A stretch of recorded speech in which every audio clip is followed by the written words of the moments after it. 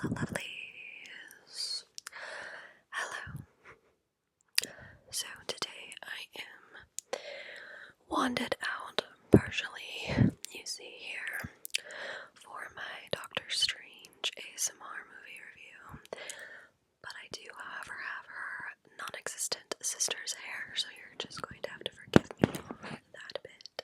But thank you so much to everyone that took the time to vote and say if A, you wanted to see me do a Doctor Strange movie review, and B, if you wanted it to be ASMR style or a second channel video. More of you voted for the ASMR movie review, so here we are on CalmingEscape instead of my second channel. I decided to do a up-close whisper today for this movie review. This will contain spoilers for Doctor Strange and the Multiverse of Madness, the MCU Marvel movie. So if you have not seen the movie, or you do not want to be spoiled, do not watch this video. Save it for later, because I'm going to be spoiling you.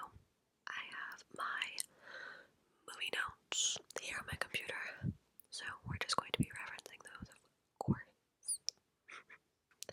I actually ended up seeing this movie on Mother's Day, which is extremely fitting because there are so many mother themes in this movie, so it ended up making a lot of sense to see it on Mother's Day. This movie is very much a touch and dive into the world of horror or scary movies within the MCU. And I love that. I am a big horror movie fan, and I personally would not say that this movie was scary, but it most definitely had those elements, those creepy scenes or creepy vibes that make it lean towards the MCU's like first scary movie, which I love it. Like I said, I would totally go for more creepy MCU movies. I saw a lot of people saying that this movie had a lot of Evil Dead vibes, and I haven't even seen any of the Evil Dead movies, but of course, duh, because look at who directed it. It's a Sam Raimi movie. He did the Evil Dead movies, and even the pizza vendor cameo appearance would give the Evil Dead vibes, but I understand why they said that. But of course, he's going to put his spin and flavor on an MCU movie. I mean, technically, he did do the previous Spider-Man movies that are kind of, like, ironically, part of the MCU now, like, quote, quote, right, part of the MCU after the newest Spider-Man, so, but of course, he is going to put his spin on this movie. So, right off the bat, I will say that I think Elizabeth Olsen stole the show. Not to say that Benedict Cumberbatch was bad in this movie, not at all. I really enjoyed his performance.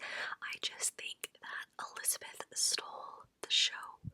She dominated every scene that she was in, and granted, I am a huge Wanda fan.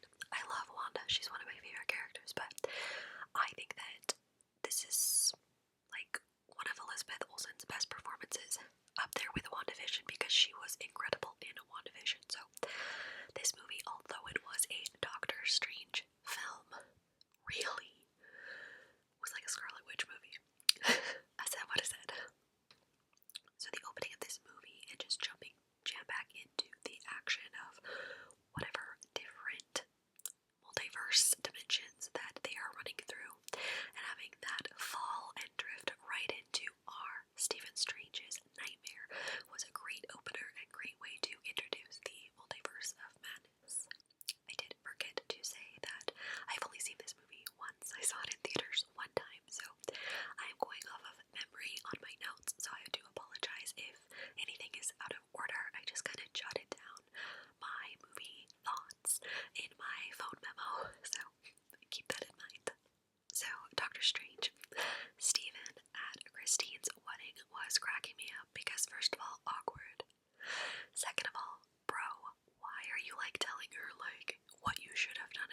relationship on her wedding day. Like the time has passed, dude. Like, I get it, you still love her, but awkward.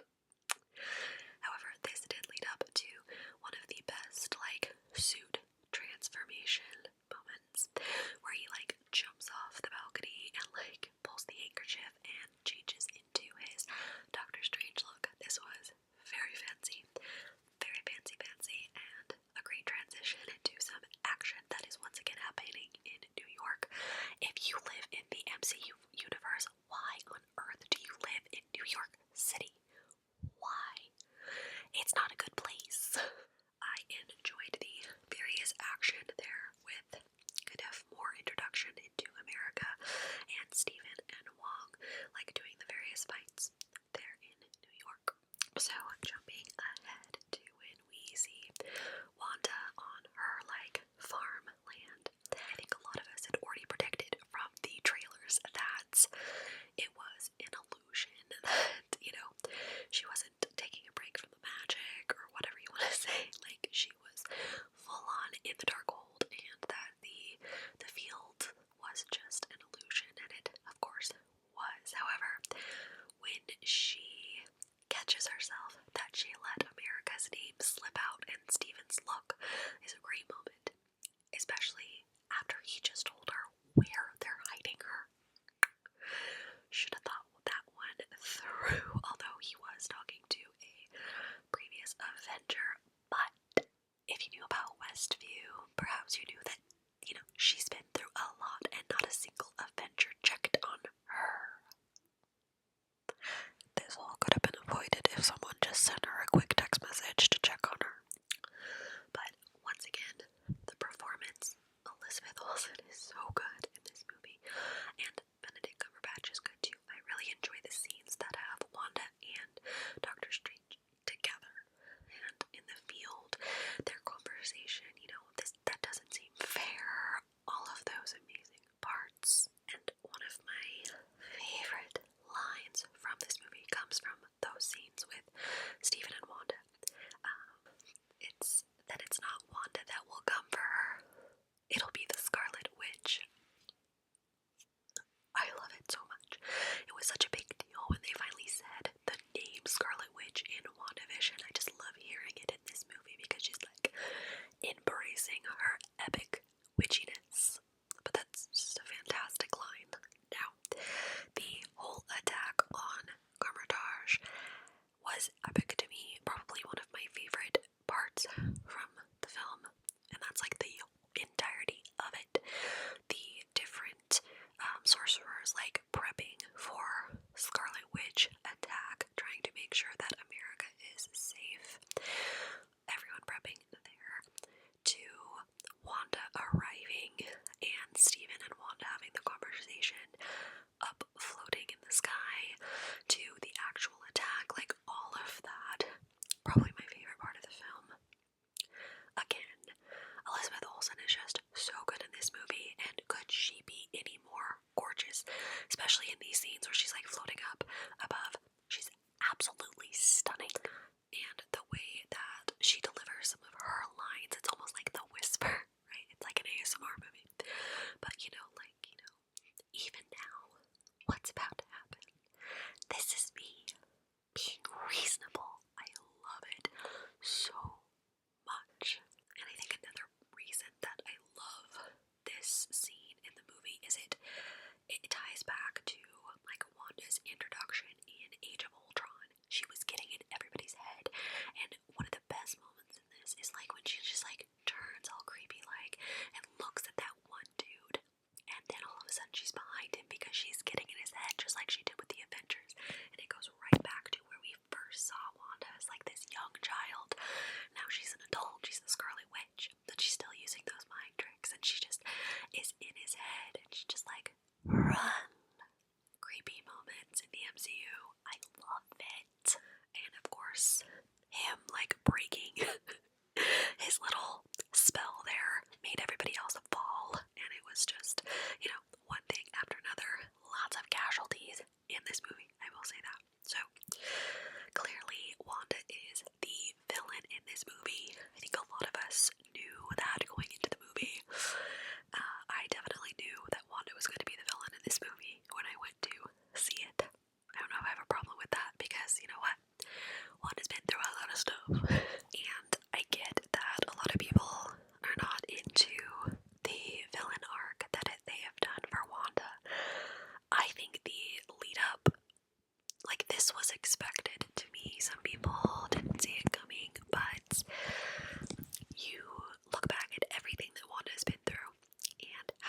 WandaVision ended with her all up in the Darkhold, it just makes sense to me. Now, I know some people are saying, like, the story in WandaVision was pointless, and it's like, I don't see it that way. I think it was a perfect lead up to what we got in Multiverse of Madness. I also see people bashing Wanda, which I'm just not here for. I don't feel like I need the toxic fandom, but at the same time, a bunch of these fans that now hate Wanda are huge Anakin Skywalker fans. Let's take a moment.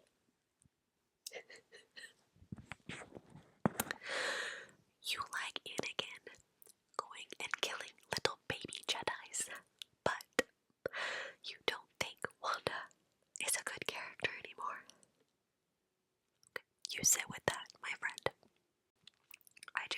I didn't have a problem with Wanda being the villain in this. It just seemed like a logical step to me. So, Wanda in the mirror dimension was super creepy, and well, I guess you could say like her exiting the mirror dimension was very creepy. Her hand coming through the mirror and using the reflections of the water. Great, I love it. And then the way she came out was like Samara from The Ring. Super creepy, like an body movement that you like see in creepy, scary movies. I'm here for it. I'm here for the creepy vibes. I like that type of thing. For this movie, I feel like there was a lot of jump scares. I don't really have a problem with jump scares. You know, I watch too many scary movies, but this movie did have quite a few jump scares, more like a Marvel movie, and I wonder, for those of you that don't like scary movies, if that was an issue for you. But I mean, it went with the creepy vibes to have an occasional jump scare within this. I am glad that we got to see Rachel McAdams back in this movie. I feel like Christine's character was kind of forgotten, I guess you could say, except for more recently we did get to see and hear her again in the What If series, but before that I feel like it was just, I mean, it was forgotten, but there wasn't really a place for her. Like, where would they have put her? This is the Doctor Strange sequel, so it made sense to bring her back now, and I'm glad that they did. I do like Christine's character, and I like Rachel McAdams as an actress. I feel like this movie gave a good conclusion for them.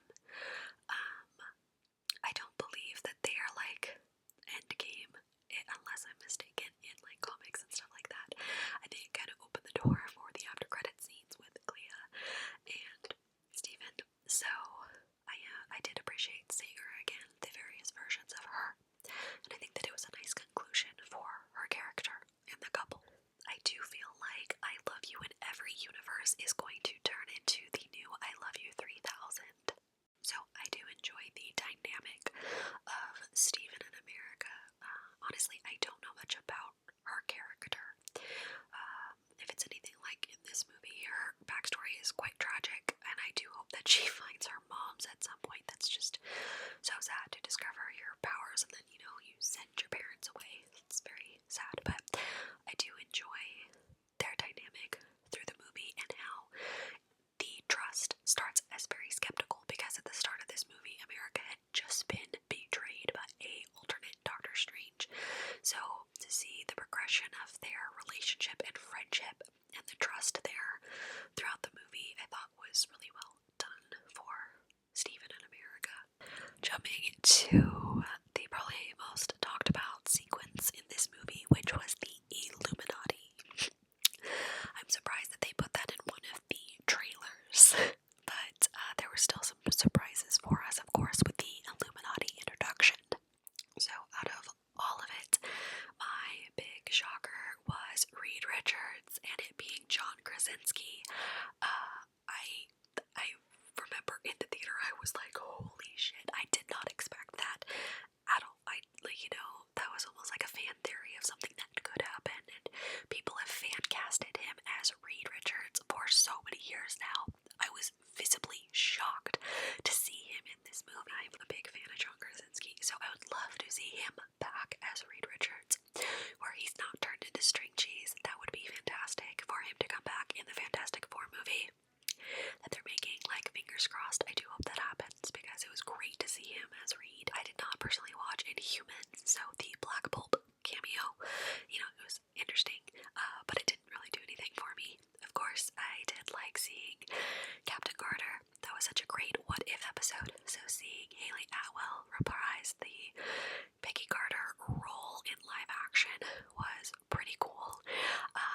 some reason I didn't like her hair. I know this is completely pointless, but there's something about her hair that was just bothering me as I was sitting there watching it. I do think it might be because I'm so used to her 1940s style, and this was a modern look. So it threw me. Perhaps. I don't know. Anyway, I also liked the addition of the alternate Captain Marvel as well. And of course, the voice that we all know so well from the trailer, Patrick Stewart, came back for Professor X, and we had the nice little tie-ins to the X-Men cartoon with the theme that played and his yellow chair, which is a nice little Easter egg throwback to X-Men. I do find it very interesting that their Steven had messed up so much that they were just having a hard time trusting any sort of alternate Stephen Strange. I enjoyed the Illuminati introduction, but they were so cocky and they didn't listen. They didn't listen to Stephen. He's like, no, you do not understand what Wanda can do. He's trying to tell them and they're just like, oh, we got this. You don't. You really don't.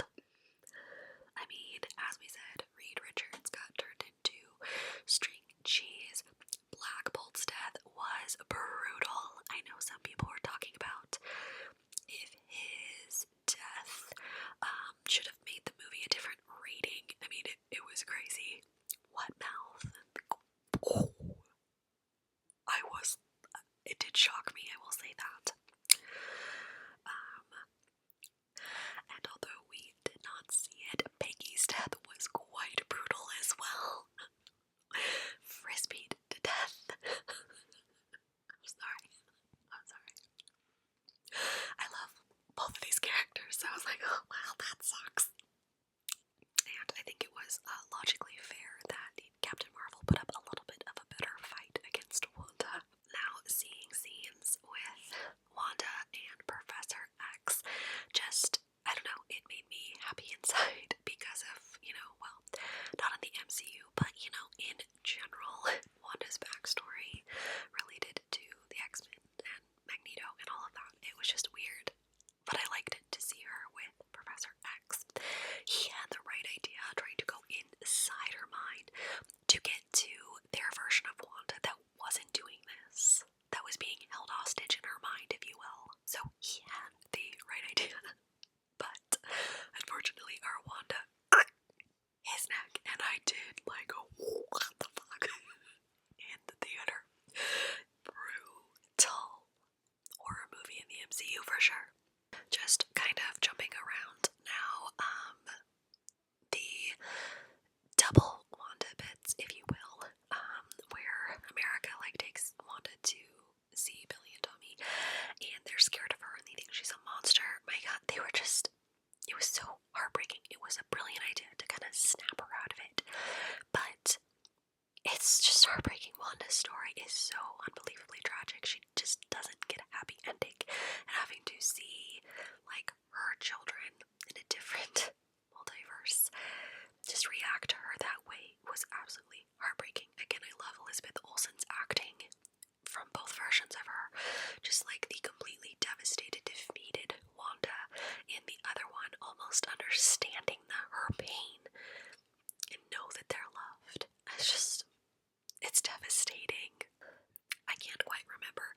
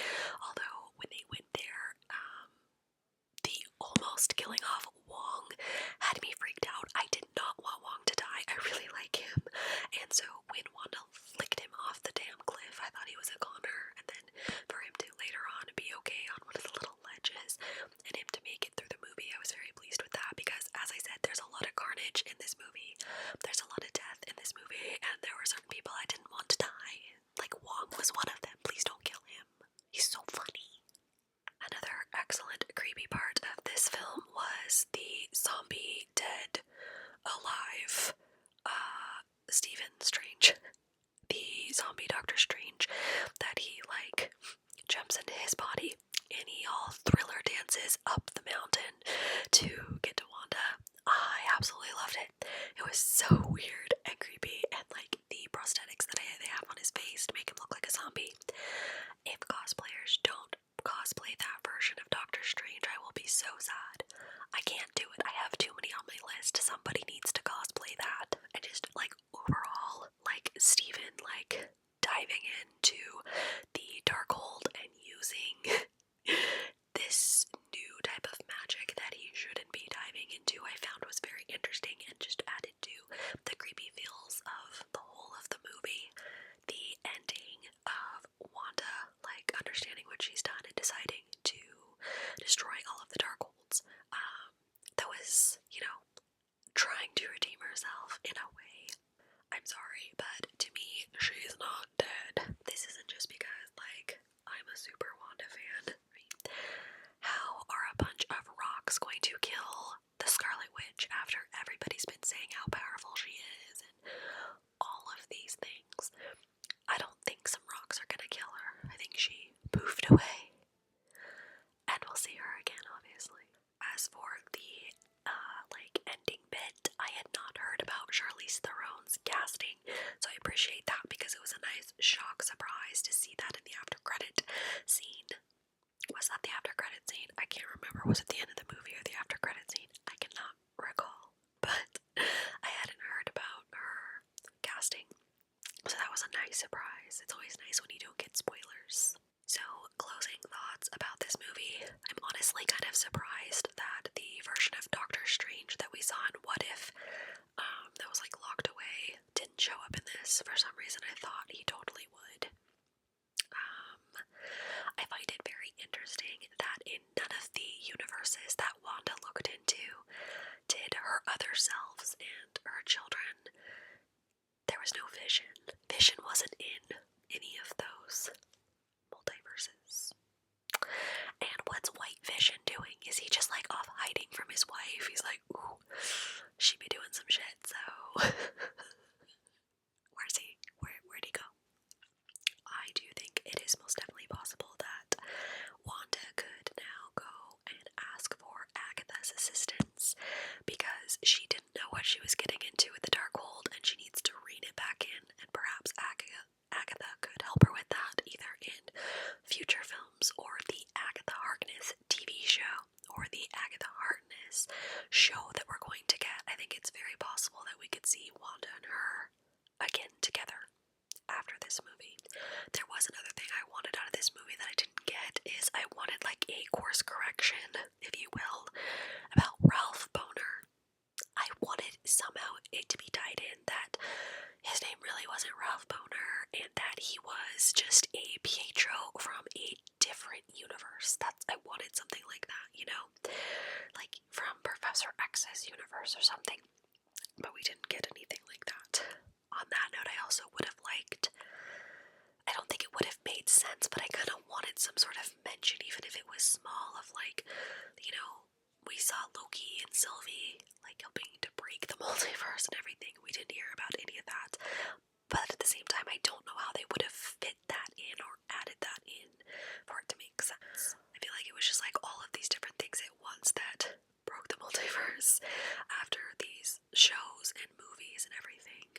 All of this happened. And those are my thoughts on Doctor Strange and the Multiverse of Madness. I hope you enjoyed this ASMR version of a movie review. I don't usually do them in ASMR style, so I hope you